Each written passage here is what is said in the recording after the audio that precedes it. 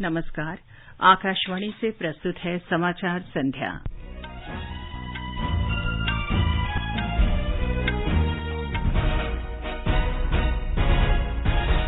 प्रधानमंत्री नरेंद्र मोदी ने गुजरात के भुज में सुपर स्पेशलिटी अस्पताल राष्ट्र को समर्पित किया। कहा, हर जिले में मेडिकल कॉलेज खोलने के सरकार के फैसले से देश को अगले 10 वर्ष में रिकॉर्ड संख्या में नए डॉक्टर मिलेंगे।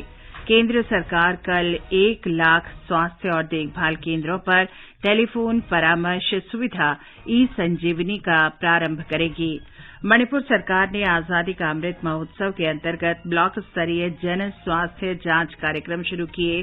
प्रधानमंत्री नरेंद्र मोदी ने वियतनाम के शीर्ष नेता गुयेन फू त्रोंग के साथ यूक्रेन और दक्षिण चीन सागर की स्थिति पर विचार विमर्श किया। हिमाचल प्रदेश आज अपना 75वां स्थापना दिवस मना रहा है। प्रधानमंत्री कल गुजरात के मोरबी में हनुमान जी की 108 फीट ऊंची प्रतिमा का अनावरण करेंगे। बांग्ला, असमिया और मलयाली समुदाय ने आज पारंपरिक तरीके से नववर्ष मनाया।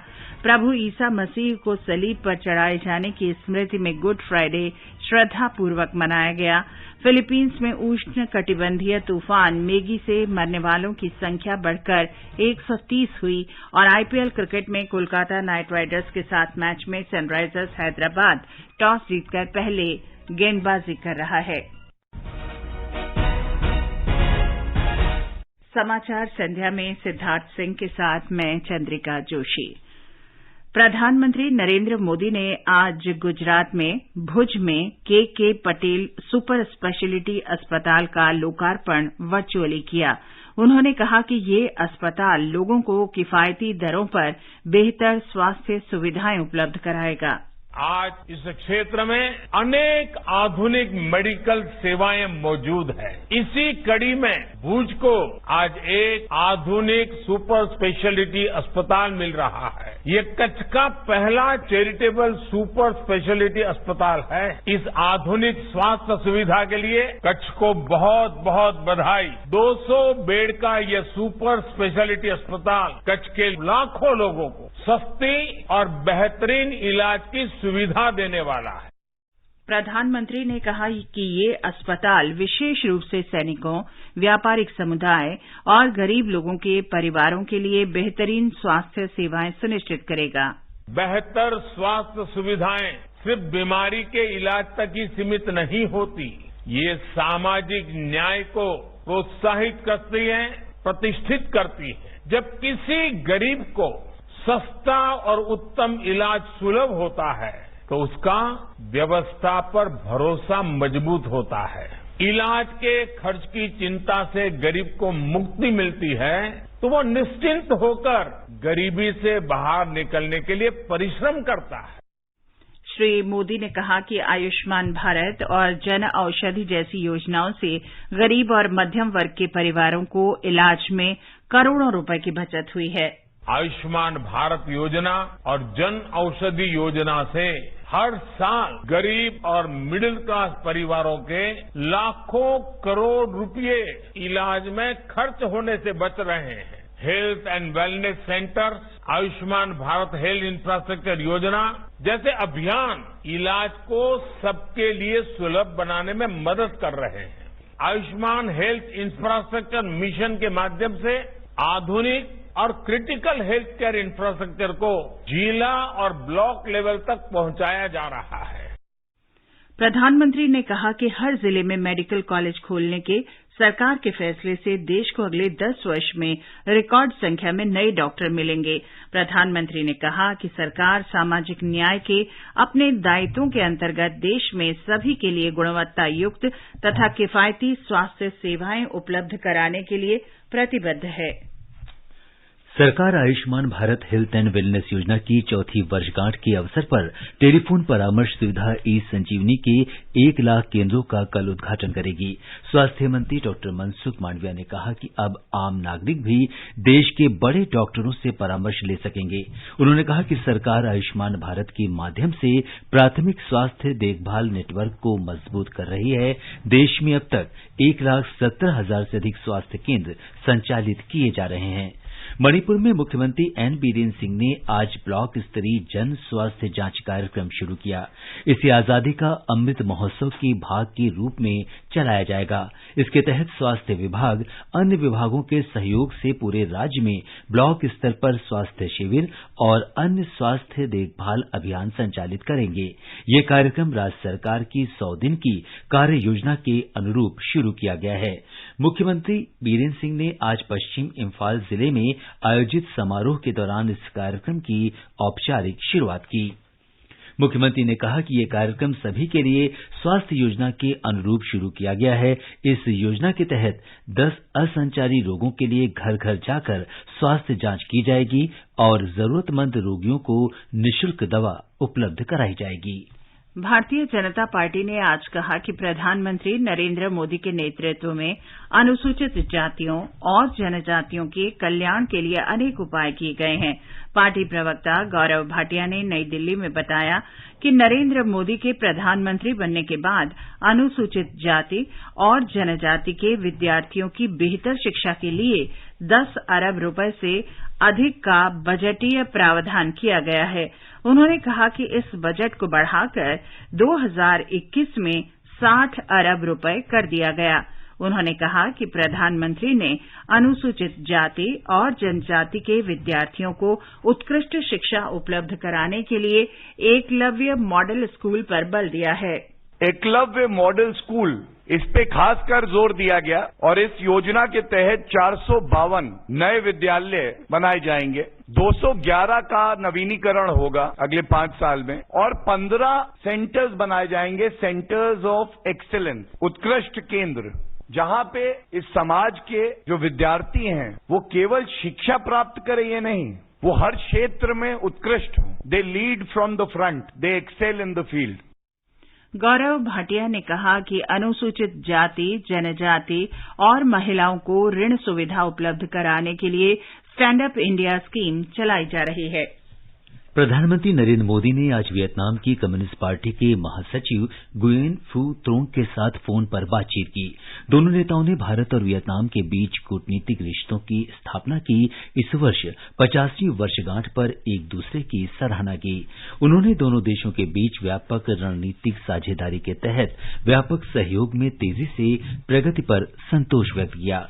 2016 में प्रधानमंत्री की वियतनाम यात्रा के दौरान दोनों देशों के बीच व्यापक रणनीतिक साझेदारी शुरू हुई थी। दोनों नेता भारत और वियतनाम के बीच रक्षा साझेदारी बढ़ाने पर भी सहमत हुए। बातचीत के दौरान साझा हित के क्षेत्रीय और वैश्विक मुद्दों, यूक्रेन संकट और दक्षिण चीन सागर में स्थिति पर विचार विमर्श किया गया। प्रधानमंत्री नरेंद्र मोदी ने भारत की एक्ट ईस्ट नीति और हिंद प्रशांत दृष्टिकोण के महत्वपूर्ण स्तंभ के रूप में वियतनाम के महत्व पर बल दिया। उन्होंने मौजूदा प्रयासों की प्रगति तेज करने के साथ आपसी संबंधों का दायरा बढ़ाने की बात भी कही। प्रधानमंत्री ने वियतनाम में भारत के फार्मा और कृषि उत्पादों को मंडी तक पहुंचाने के लिए अधिक सुविधा उपलब्ध कराने का आग्रह किया। श्री मोदी ने दोनों देशों के बीच ऐतिहासिक और सभ्यता आधारित संबंध का उल्लेख किया।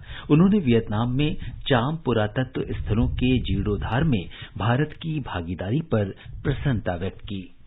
वाणिज्य और उद्योग, उपभोक्ता मामले, खाद्य और सार्वजनिक वितरण मंत्री पीयूष गोयल ने कहा है कि भारतीय दवा कंपनियों ने पिछले 2 वर्ष में गंभीर वैश्विक संकट के बीच प्रतिकूल परिस्थितियों में भी बेहतर प्रदर्शन किया है। मुंबई में इंडियन ड्रग मैन्युफैक्चरर्स एसोसिएशन के हीरक जयंती कार्यक्रम में श्री गोयल ने कोविड संकट के दौरान 200 से अधिक देशों को महत्वपूर्ण दवाओं की आपूर्ति के लिए भारतीय दवा कंपनियों की सराहना की। उन्होंने कहा कि इसके जरिए भारत ने ये संदेश दिया है कि हम न केवल फार्मा क्षेत्र में महाशक्ति बन रहे हैं, बल्कि हम एक संवेदनशील देश भी हैं जो वसुधैव कुटुंबकम में विश्वास करता है। और भारत ने जिस तरह से इस वैश्विक संकट से निपटा है, उससे कहा जा सकता है कि भारत दवा निर्माण क्षेत्र में आत्मनिर्भर बन रहा है। ये समाचार हमारी वेबसाइट newsoneair.com/हिंदी और हमारे mobile app news on AIR पर भी उपलब्ध हैं। कंपटीशन की अगर आप कर रहे हैं तैयारी, तो उनके लिए ऑल इंडिया रेडियो पर हम लाए हैं अभ्यास, एक ऐसा कार्यक्रम जिसमें आप पूछेंगे सवाल व्हाट्सएप नंबर 9289094044 पर या फिर ईमेल करेंगे abhyas.airnews@gmail.com पर और हमारे विशेषज्ञ देंगे इसका जवाब। आपका अभ्यास हमारा प्रयास। समाचार संध्या में आपका फिर स्वागत है। आगे बढ़ने से पहले मुख्य समाचारों पर एक नजर। प्रधानमंत्री नरेंद्र मोदी ने गुजरात के भुज में सुपर स्पेशियलिटी अस्पताल राष्ट्र को समर्पित किया। कहा, हर जिले में मेडिकल कॉलेज खोलने के सरकार के फैसले से देश को अगले 10 वर्षों में रिकॉर्ड संख्या में नए डॉक्टर मिलेंगे। केंद्र सरकार कल 1 लाख स्वास्थ्य और देखभाल केंद्रों पर टेलीफोन परामर्श सुविधा ई संजीवनी का प्रारंभ करेगी। मणिपुर सरकार ने आजादी का अमृत महोत्सव के अंतर्गत ब्लॉक स्तरीय जन स्वास्थ्य जांच कार्यक्रम शुरू किए।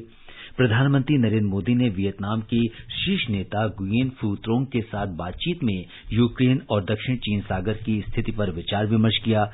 हिमाचल प्रदेश आज अपना 75वां स्थापना दिवस मना रहा है।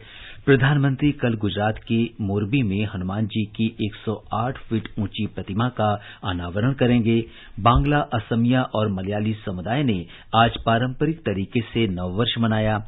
प्रभु ईसा मसीह को सलीब पर चढ़ाए जाने की स्मृति में गुड फ्राइडे श्रद्धापूर्वक मनाया गया। फिलीपींस में उष्णकटिबंधीय तूफान मेगी से मरने वालों की संख्या बढ़कर 130 हुई और आईपीएल क्रिकेट में कोलकाता नाइट राइडर्स के साथ मैच में सनराइजर्स हैदराबाद टॉस जीतकर पहले गेंदबाजी कर रहा है। ये आकाशवाणी है। उपराष्ट्रपति एम वेंकैया नायडू ने कहा है कि अयोध्या में श्रीराम मंदिर का पुनर्निर्माण भारत के सांस्कृतिक पुनर्जागरण का प्रतीक है। ये रामराज के सिद्धांतों के लिए हमारी नई प्रतिबद्धता भी है, जो सबके लिए शांति, न्याय और समानता सुनिश्चित करती है। अयोध्या यात्रा और श्री राम जन्मभूमि के दर्शन के बाद आज ही उपराष्ट्रपति ने फेसबुक पर पोस्ट में लिखा कि मंदिर का निर्माण प्राचीन अयोध्या नगरी और आसपास के क्षेत्रों के विकास और अर्थव्यवस्था में नए चरण का आगमन भी होगा। उन्होंने कहा कि आध्यात्मिक पर्यटन से भारत में अनेक लोगों को रोजगार मिलता है। अयोध्या विश्व के प्राचीनतम शहरों में से एक है, जो राष्ट्रीय और अंतर्राष्ट्रीय भक्तों के लिए प्राथमिकता वाले गंतव्य के रूप में तेजी से उभर रहा है। श्री वेंकैया नायडू ने कहा कि 5 अगस्त 2020 को श्रीराम मंदिर की आधारशिला रखने की प्रधानमंत्री नरेंद्र मोदी की पहल के बाद ही मंदिर पुनर्निर्माण का कार्य तेजी से शुरू हो गया। गर्भगृह इस तरह से बनाया जा रहा है कि प्रभु श्रीराम के जन्म दिवस यानी प्रत्येक रामनवमी को सूर्य की किरणें रामलला के मस्तक पर पड़ेंगी। उन्होंने कहा कि राम मंदिर के 70 एकड़ परिसर में भक्तों के लिए सुविधा केंद्र, संग्रहालय, अनुसंधान केंद्र, गौशाला और योग केंद्र सहित अनेक सुविधाएं भी होंगी। आयताकार 4 दीवारी के चारों कोनों पर 4 छोटे मंदिर भी होंगे। श्री वेंकैया नायडू ने पवित्र सरयू के तट पर अपनी पत्नी के साथ पूजा भी की। हमारे संवाददाता ने बताया है कि उपराष्ट्रपति ने अयोध्या के प्रसिद्ध हनुमानगढ़ी मंदिर में पूजा की।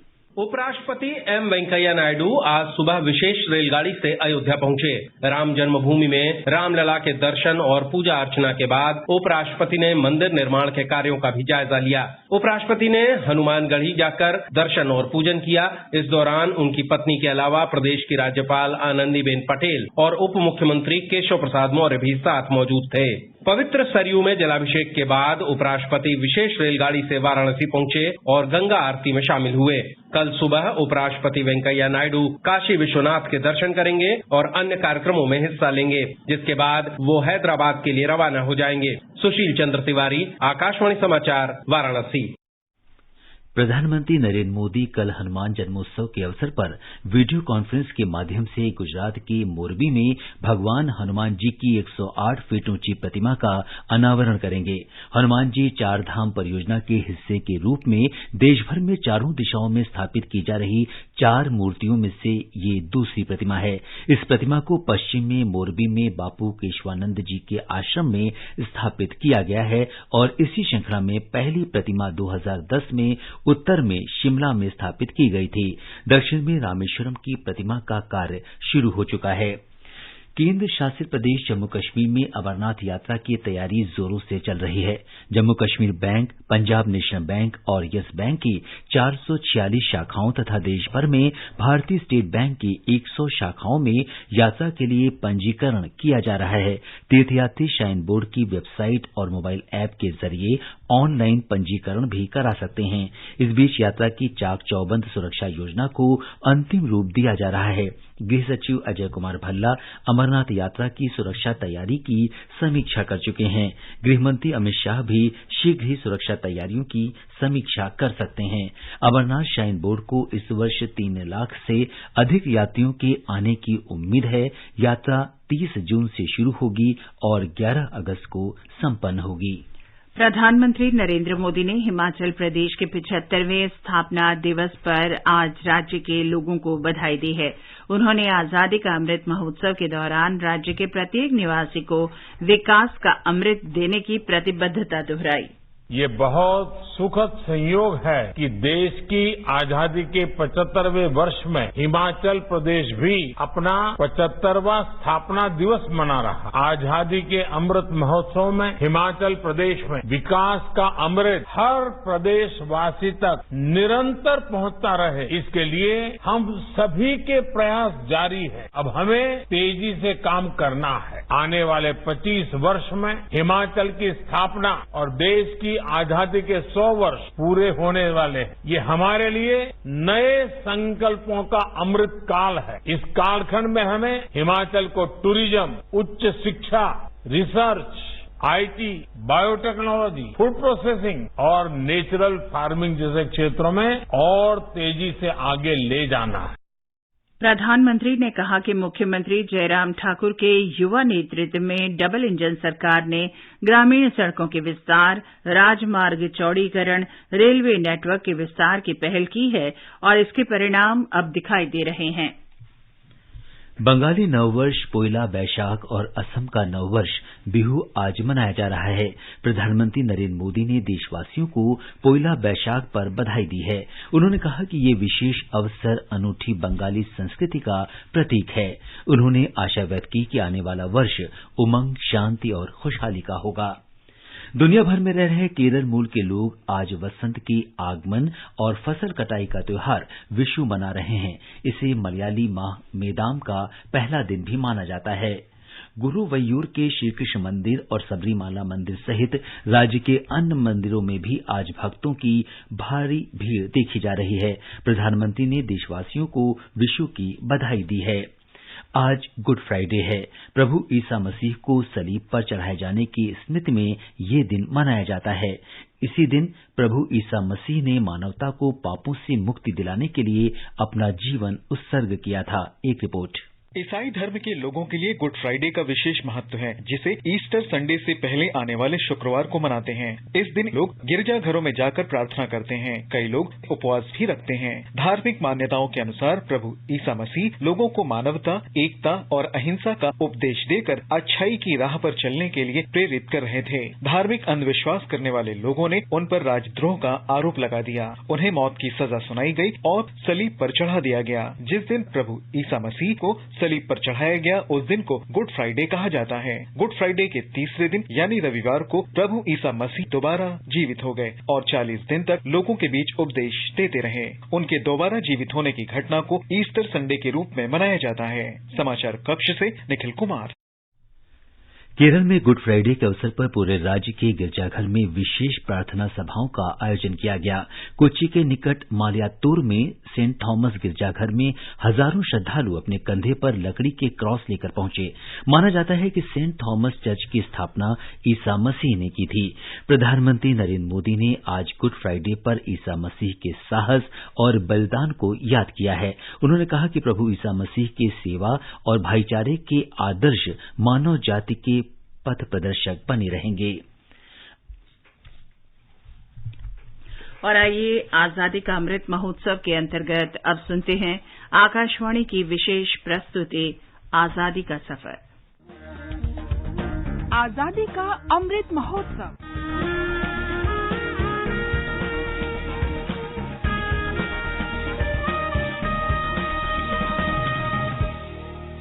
आजादी का सफर आकाशवाणी समाचार के संग। भारत का स्वतंत्रता संघर्ष आधुनिक विश्व के महानतम संघर्षों में से एक है। आकाशवाणी से हम आपके लिए रोजाना ला रहे हैं इस संघर्ष की झलक। आज की कड़ी में हम आजाद हिंद फौज के कैप्टन राम सिंह ठाकुरी को श्रद्धांजलि अर्पित कर रहे हैं।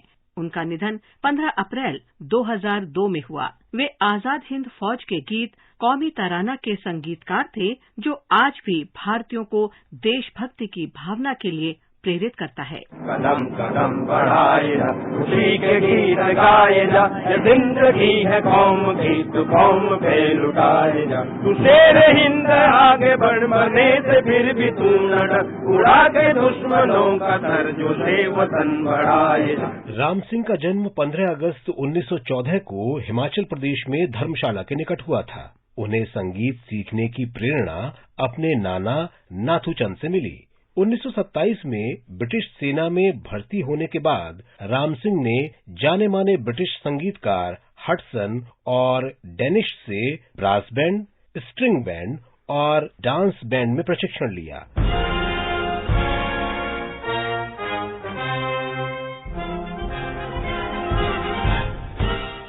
दूसरे विश्व युद्ध के दौरान राम सिंह को सिंगापुर तैनात किया गया। सिंगापुर में ब्रिटिश सेना की पराजय के बाद उन्हें 1942 में युद्ध बंदी बना लिया गया।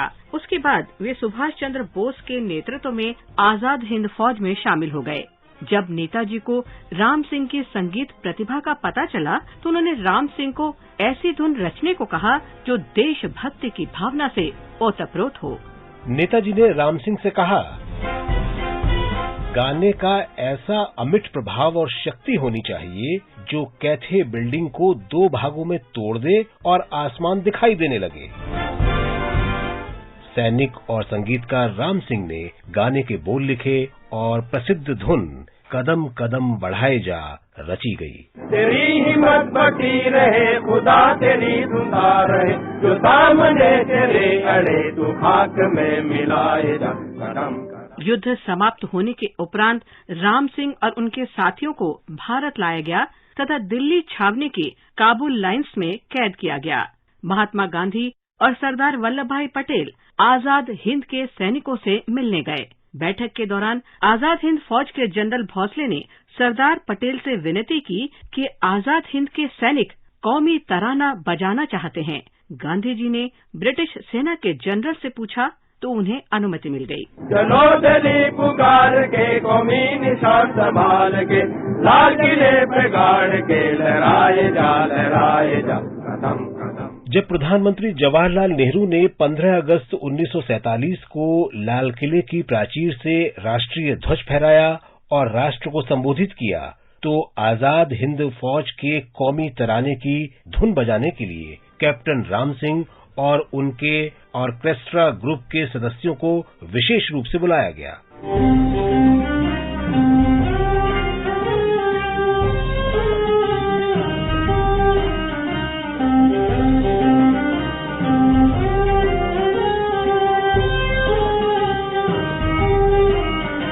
कैप्टन ठाकुरी ने अपने देशभक्ति संगीत के सुरों पर सभी भारतीयों को एकजुट किया। उनकी भावना आज भी हमारे दिलों में रची बसी है। इस महान राष्ट्रवादी को नमन।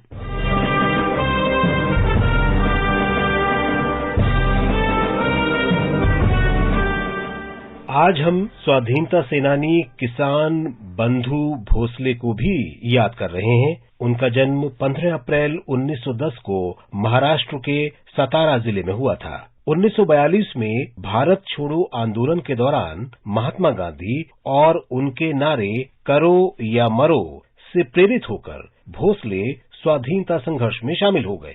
9 सितंबर 1942 को सतारा में वो स्वाधीनता सेनानी परशुराम घारगे के नेतृत्व में 2000 से अधिक लोगों के प्रदर्शन में शामिल हुए। पुलिस अधिकारियों ने जुलूस को रास्ते में रोका और तितर बितर होने से लोगों के मना करने पर गोलीबारी शुरू कर दी। इसमें 9 लोगों की मृत्यु हो गई, जिनमें भोसले भी शामिल थे। महान शहीद को नमन।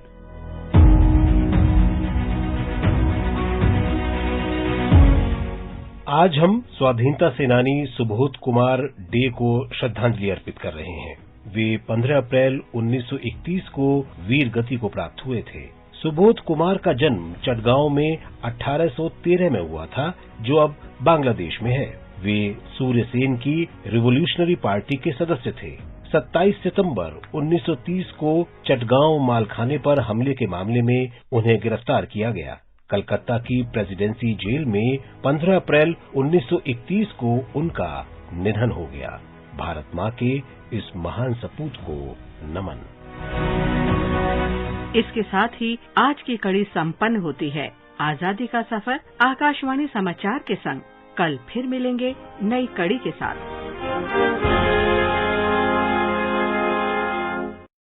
और ये सूचना आपके लिए FSSAI ने खाद्य व्यापारियों और उपभोक्ताओं के लिए food safety connect app launch किया है।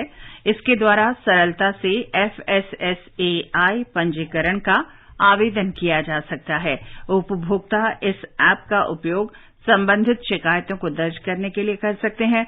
इस ऐप को गूगल प्ले स्टोर से डाउनलोड किया जा सकता है। विदेश मंत्री डॉक्टर एस जयशंकर ने कल संयुक्त राष्ट्र महासचिव एंटोनियो गुतेरेस के साथ व्यापक चर्चा की। डॉक्टर जयशंकर ने कहा कि उन्होंने यूक्रेन युद्ध के वैश्विक प्रभाव, विशेष रूप से खाद्य और ऊर्जा सुरक्षा पर श्री गुतेरेस के साथ विचारों का आदान प्रदान किया। डॉक्टर जयशंकर ने कहा कि युद्ध के परिणाम विकासशील देशों के लिए गंभीर हैं। विदेश मंत्री ने महासचिव के साथ अफगानिस्तान और म्यांमार में ताजा घटनाओं के बारे में भी बातचीत की। उन्होंने महत्वपूर्ण समकालीन चुनौतियों से प्रभावी ढंग से निपटने के लिए भारत के साथ काम करने में गुतेरेस की रुचि की सराहना की। फिलीपींस में उष्णकटिबंधीय तूफान से मृतकों की संख्या 130 से अधिक हो गई है। अनेक लोग अब भी लापता हैं, जिन्हें तलाशने के प्रयास किए जा रहे हैं। इस सप्ताह के शुरू में देश के मध्य क्षेत्र में मेगी तूफान से तेज बारिश हुई, चट्टानें खिसकने की घटनाएं हुई और बाढ़ आ गई। अब तक 3 लाख से अधिक लोग विस्थापित हो चुके हैं। इससे पहले दिसंबर में देश के मध्य द्वीपों में चक्रवाती तूफान के कारण 400 से अधिक लोग मारे गए थे। FIH प्रो हॉकी लीग में आज भुवनेश्वर के कलिंग स्टेडियम में भारत ने शानदार फॉर्म जारी रखते हुए जर्मनी पर 3-1 से जीत दर्ज की। सुखजीत सिंह, वरुण कुमार और अभिषेक ने एक-एक गोल किया। IPL क्रिकेट में मुंबई के ब्रेबॉर्न स्टेडियम में सनराइजर्स हैदराबाद का सामना कोलकाता नाइट राइडर्स से हो रहा है। ताजा समाचार मिलने तक कोलकाता ने 10 ओवर में 4 विकेट पर 70 रन बना लिए थे। हैदराबाद ने टॉस जीतकर गेंदबाजी करने का फैसला किया। केरल के कई हिस्सों में सोमवार तक मूसलाधार बारिश जारी रहने की संभावना है। तिरुवनंतपुरम, पत्तनमथिट्टा, इडुक्की और वायनाड सहित राज्य के 10 जिलों में आज येलो अलर्ट जारी कर दिया गया। लक्षद्वीप सहित राज्य के तटवर्ती क्षेत्रों में मछली पकड़ने की गतिविधियों पर रोक लगा दी गई है। उधर कर्नाटक के बेंगलुरु, रामनगर, कोलार, चिकबल्लापुरा, तुमकुरू और चित्रदुर्ग जिलों में आज रात मध्यम बारिश और तेज हवाओं के साथ गरज तथा बिजली गिरने का अनुमान है। मौसम विभाग ने चेतावनी जारी करते हुए 30 से 40 किलोमीटर प्रति घंटे की रफ्तार से हवा चलने का अनुमान व्यक्त किया है। और अंत में मुख्य समाचार एक बार फिर। प्रधानमंत्री नरेंद्र मोदी ने गुजरात के भुज में सुपर स्पेशलिटी अस्पताल राष्ट्र को समर्पित किया। कहा, हर जिले में मेडिकल कॉलेज खोलने के सरकार के फैसले से देश को अगले 10 वर्ष में रिकॉर्ड संख्या में नए डॉक्टर मिलेंगे। केंद्र सरकार कल 1 लाख स्वास्थ्य और देखभाल केंद्रों पर टेलीफोन परामर्श सुविधा ई-संजीवनी का प्रारंभ करेगी। मणिपुर सरकार ने आजादी का अमृत महोत्सव के अंतर्गत ब्लॉक स्तरीय जन स्वास्थ्य जांच कार्यक्रम शुरू किया। प्रधानमंत्री नरेंद्र मोदी ने वियतनाम के शीर्ष नेता गुएन फू त्रोंग के साथ यूक्रेन और दक्षिण चीन सागर की स्थिति पर विचार विमर्श किया। हिमाचल प्रदेश आज अपना 75वां स्थापना दिवस मना रहा है। प्रधानमंत्री कल गुजरात के मोरबी में हनुमान जी की 108 फुट ऊंची प्रतिमा का अनावरण करेंगे। बांग्ला, असमिया और मलयाली समुदाय ने आज पारंपरिक तरीके से नववर्ष मनाया। प्रभु ईसा मसीह को सलीब पर चढ़ाए जाने की स्मृति में गुड फ्राइडे श्रद्धापूर्वक मनाया गया। फिलीपींस में तूफान मेगी से मरने वालों की संख्या बढ़कर 130 हुई और आईपीएल क्रिकेट में कोलकाता नाइट राइडर्स के साथ मैच में सनराइजर्स हैदराबाद टॉस जीतकर पहले गेंदबाजी कर रहा है। इसके साथ ही समाचार संध्या का ये अंक समाप्त हुआ। नमस्कार।